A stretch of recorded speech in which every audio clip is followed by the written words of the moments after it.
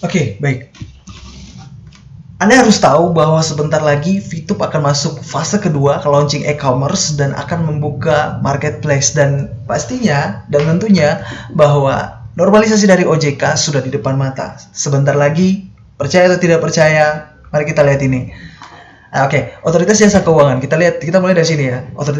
Otoritas Jasa Keuangan, Pak Tongam selaku ketua dari Satgas Waspada Investasi memberikan 5 poin untuk VTube untuk sebagai proses normalisasi ya, dan 3 diantaranya sudah beres, mulai dari menertibkan anggota, kemudian mata uang harus transaksi dengan mata uang rupiah, tidak boleh dengan mata uang asing, dan yang ketiga yaitu pemindahan server ke Indonesia.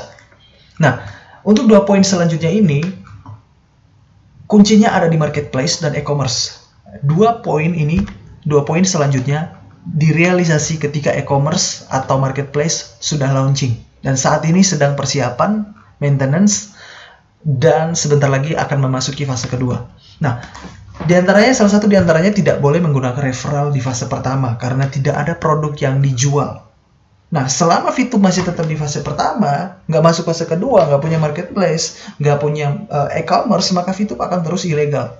Ilegal kenapa? Karena yang sistem referral ini, member get member, itu sistem referral atau member get member itu digunakan sebagai rujukan untuk komisi marketing. Nah, kalau nggak ada produk yang dijual, gimana untuk komisi marketingnya? Nah, otomatis maka ini kabar baiknya, yaitu bahwa sebentar lagi VTube akan launching e-commerce dan akan punya marketplace, dan ketika itu terjadi maka sah-sah saja kalau VTube menggunakan referral ya sebagai komisi marketing. Jadi untuk teman-teman semuanya yang sudah punya peringkat bronze, silver, gold sampai diamond, semuanya peringkatnya tetap karena sudah sah secara hukum. Nah, selanjutnya ada jual beli viewpoint. Nah, jadi aturannya jual beli viewpoint ini tidak boleh ada transaksi jual beli viewpoint ke sesama member. Nah, member harus menjual poin ke perusahaan. Begitu juga member yang butuh VP harus membeli ke perusahaan. Nah, karena memang tidak boleh ada transaksi jual beli VP ke sesama member, jual beli harus ke perusahaan. Nah, dan ini sesuai dengan marketing plan VTube sejak awal, yaitu member hanya bisa gunakan member itu memang pada dasarnya itu harus menjual ke perusahaan. Nah, jadi kalau ditanya poin ini digunakan untuk apa sih? Nah, poin ini bisa digunakan untuk berbelanja, memasang iklan, dan fast track. Nah, dan kedepannya bukan cuma itu saja, kedepannya bisa jadi, pokoknya ada yang lain juga, karena ini kan fase pertama, kedua, ketiga, dan seterusnya pasti ada pengembangan, dan VP itu akan digunakan dengan lebih luas lagi penggunaan VP tersebut, gitu ya. Jadi untuk fast track sendiri ini, kenapa ada kata fast track ini? Nah, fast track ini dikembangkan adalah strategi yang memang dikembangkan oleh jaringan dari member-member sendiri gitu. Kalau perusahaan tidak mewajibkan fast track ya. Fast track adalah strategi yang berdasarkan pada inisiatif member secara pribadi.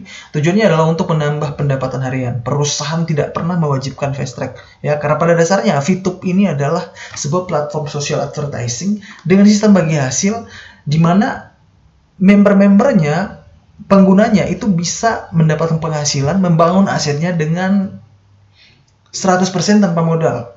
Dan itu semuanya dimulai dari nol. Nah, jadi memang pada dasarnya 100% ini benar-benar 100% gratis tanpa modal. Perusahaan tidak boleh menerima uang sepeser pun dari anggota. Itu aturan yang dari perusahaan ini. Aturan sejak awal mula, marketing plan sejak awal itu seperti itu. Nah, dan sesuai dengan regulasi pemerintah, dengan arahan dari pihak regulator sendiri, bahwa member VTube itu harus menjual VP-nya ke perusahaan. Perusahaan harus membeli VP dari member. Nah, dan itu memang sudah ada dalam marketing plan VTube. Dan kita akan lihat di sini seperti ini. Marketing plan-nya VTube ini data yang saya ambil lama ya, udah dari tahun kemarin, yaitu bahwa pencairan VP atau perusahaan akan membeli viewpoint member, setiap member itu jangka waktu pencairannya adalah 7 hari untuk mencairkan viewpoint ini sendiri. Nah, jadi pertama, mula-mula si A ingin menjual 30 poin miliknya, dia akan menjualnya ke aplikasi, dan setelah matching, maka sistemnya akan berjalan sampai 7 hari, maksimal 7 hari, dan pada hari yang ke-7, maka perusahaan akan mencairkan VP sejumlah uang sesuai dengan harga VP tersebut langsung ke si A yang punya viewpoint, yang menjual viewpoint tadi. Nah, itu untuk member bisa menjual ke perusahaan, tapi member nggak bisa beli ke perusahaan, nggak bisa. Kenapa? Karena perusahaan tidak, sistemnya itu memang sifatnya tidak bisa menjual. Perusahaan hanya bisa membeli. Perusahaan hanya bisa membeli dari member, tapi tidak bisa menjual kepada member. Karena pada dasarnya perusahaan tidak bisa mencetak VP. Yang bisa mencetak VP hanyalah orang atau member mereka yang aktif mengerjakan misinya setiap hari. Nah, jadi misinya itu sendiri didapat dari VP-nya ini tuh didapat dari hasil kerja misi yang ya, dengan menonton iklan maka dapat VP. Jadi kalau selama nggak dikerjakan, nggak nonton iklan, ya nggak dapat VP. Nah, sementara perusahaan ini hanya bisa membeli, nggak bisa menjual VP kepada member. Nah, kalau perusahaan nggak kerjakan misalnya nonton iklan, ya mereka nggak akan hasilkan VP dong. Nah, berarti pada dasarnya kalau ada yang mau beli VP itu perusahaan nggak bisa jual. Karena memang ya itu tadi, perusahaan nggak bisa jual, nggak bisa cetak VP. Nah, solusinya adalah menggunakan virtual account. Untuk teman-teman yang nggak tahu virtual account ini apa, virtual account adalah rekening yang disediakan oleh bank atas permintaan dari perusahaan. Ya, jadi itu udah masuk jatuhnya itu milik perusahaan ya. Virtual account ini disediakan untuk perusahaan untuk sebagai pihak ketiga. Nah, tentunya dari soal segi keamanannya saja udah terjamin, dari soal legalitas pun di bawah naungan otoritas jasa keuangan itu pokoknya sudah legal lah. Kalau untuk ini legal dan aman. Dan untuk teman-teman semuanya, supaya teman-teman tahu bahwa sebenarnya OJK itu tidak melarang kegiatan transaksi jual beli poin.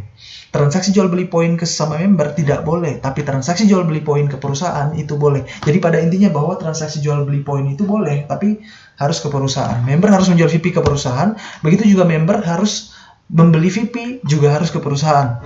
Gitu ya. Jadi cuma masalahnya adalah karena perusahaan yang tidak bisa mencetak VP, tidak bisa menjual VP, maka kalau misalnya ada yang mau beli VP gimana dong?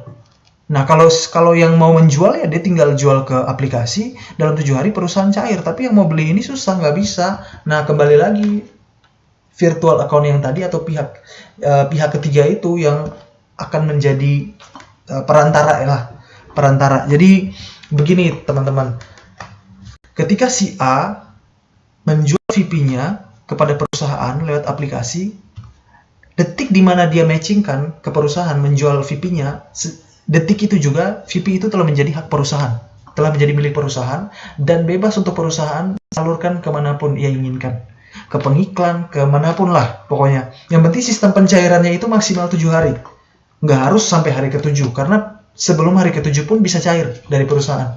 Tapi dengan cara apa? Tapi dengan cara misalnya ada yang mau ambil, contohnya misalnya si A menjual VP-nya 30 poin. Oke, masuk di aplikasi. Itu nggak ada urusan lagi ke orang lain, nggak ada urusan lagi ke member. Dengan begitu memang sesuai dengan regulasi dari pemerintahan. Nggak usah ke sesama member, tapi harus ke perusahaan.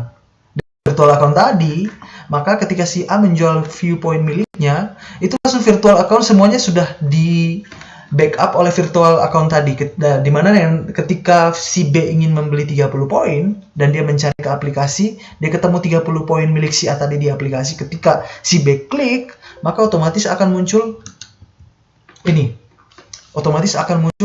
virtual account yang disediakan oleh perusahaan, dan dengan diminta sejumlah uang yang harus dibayar sesuai dengan harga viewpoint tersebut. Nah, ketika si B sudah membayar, maka otomatis VP tersebut akan langsung otomatis masuk ya, langsung terkonfirmasi dan langsung dicatat oleh perusahaan. Nah, jadi kalau sudah bayar, nanti langsung viewpoint-nya langsung masuk sesuai dengan kebutuhan yang ingin dibeli oleh si B yang tadi, sementara si A menerima bayaran sesuai dengan harga yang harus dia terima tadi. Nah, dari sini saja teman-teman, ini sudah sesuai dengan permintaan dari pihak regulator.